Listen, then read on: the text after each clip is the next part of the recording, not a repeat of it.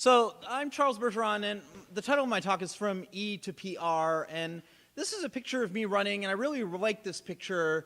And at the end of the talk, I'm going to tell you why I really like this picture. And no, it's not because my shoelaces match the rest of my ensemble.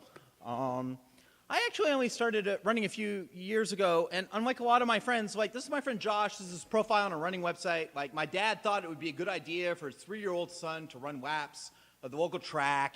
At age 6, I ran my first 5K because it seemed like the sensible thing to do. From that point, I loved running and road races and every weekend because I was always the youngest and no one else would show up. And so, okay, no, my dad did not take me to the track when I was 6. I didn't run my first half marathon when I was 11.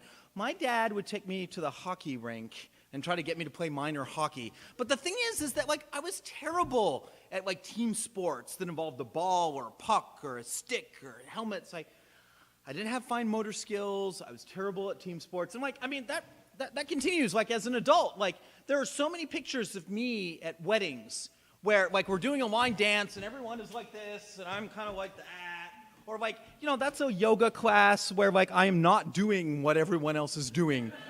And so like I have coarse motor skills. But you know what? If you don't believe me, this is my report card. I grew up in Montreal. This is my report card in physical education, grade 6. I got E.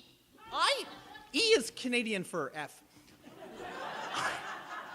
I flunked physical education in grade 6. Like, that's how uncoordinated I was. And so, flash forward to 2010, I graduated from Rensselaer Polytechnic Institute, and I was a little heavier then, like 30 or 40 pounds. And my husband-to-be was, you know, rather fit and athletic. And so I figured I should probably, you know, try to catch up to him. And so he had this brilliant idea that we should run in the Pride 5K that was going to be a few weeks later. And so you're probably thinking, oh, if you're going from like totally inactive to running a 5K, that must be like a multi-month commitment of like daily training sessions and everything. And you know, it must have been like a huge, overwhelming ordeal. But as it turns out, it really wasn't. Like I went to this track 3 times. So a 5K is 12 times around this track. So the first time I kind of ran and walked, and the second time I ran and walked a little bit, and the third time I just kind of ran the whole time. And then I was like, okay, fine, I can do the race. Well, only 3 years later, I was running my first half marathon. That's my friend Lisa Markochuk. And one day she pops into my office and is like, Charles, I think we should run a half marathon, and I think we should do it 2 months from now, and I'm already registered. So we did it. It was her third, but it was the first time that she ran a half marathon without taking walking breaks. And so it was an achievement for both of us.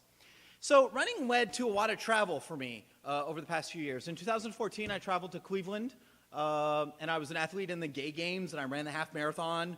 And it was my husband's first half marathon, so that was kind of fun. In January, I went to Clearwater, you know, just to escape winter and do a race there.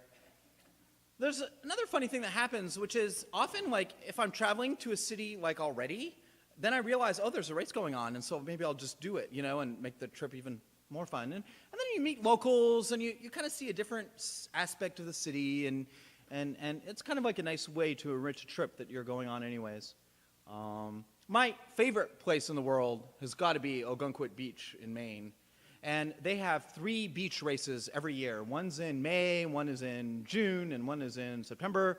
And a lot of our weekend escapades to Ogunquit are based on the race schedule. So like, I'm not obsessed with like how fast I'm going and what my time is, you know. But one thing that's nice about running and doing races, the same races year after year, is that you can compare your times. And it gives you a sense of progress because, like, honestly, like, I don't feel like I'm running any faster. Like, it's still like as much, but I am getting faster and I'm getting better. Another way to gauge that progress is to look at PRs or personal records. And so for each distance, these are my fastest times. And you'll notice there's a lot of 2015s. I had a really good fall last fall, and none of those times I beat yet this year in 2016. But you know, stay tuned.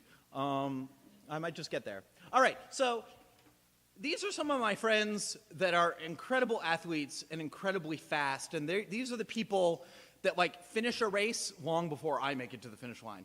And they're just amazing people, and they're so dedicated to the sport, and they're so respectful of their peers, and they're just so athletic, and they're just amazing. But you know what? They're not the heroes. The heroes are these guys who are finishing the race long after I cross the finish line.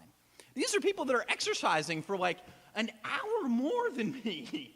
Like, sometimes I'm gone by the time they cross the finish line. And they're just amazing, amazing people. This is the shrine that's kind of in the hallway as you enter my house, and it's where I keep all my finisher medals and other memorabilia and all the bibs.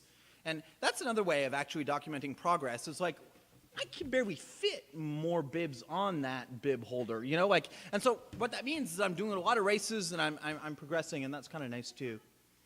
So last summer, I kind of started doing something different, which is trail running, which is like essentially running like on hiking trails, right? And what I really like about that is that the scenery is more varied, and also it's a lot less about how fast you're going, because you have to be careful because there's like roots and stuff, you know, that you want to avoid. And then my running club, Albany Running Exchange, runs this trail running camp. It's kind of like spring break for adults. You know, we do yoga and stretching and clinics, and we go on runs, and we go swimming in the pond, and then we drink and eat and be merry. And it's just like, it's like 4-day getaway where like I don't have to cook my own food. And it's a lot of fun. And so we're back to the title slide from E, aka F, to PR. And let me tell you what I really, really like about this picture. Again, it's not the shoelaces. It's the fact that that's the only running picture of me where I'm smiling. Most pictures of me running, like I'm in agony, like, I look like that. But in that picture, I look like I'm enjoying my craft. And on that note, thanks for inviting me, and enjoy the evening.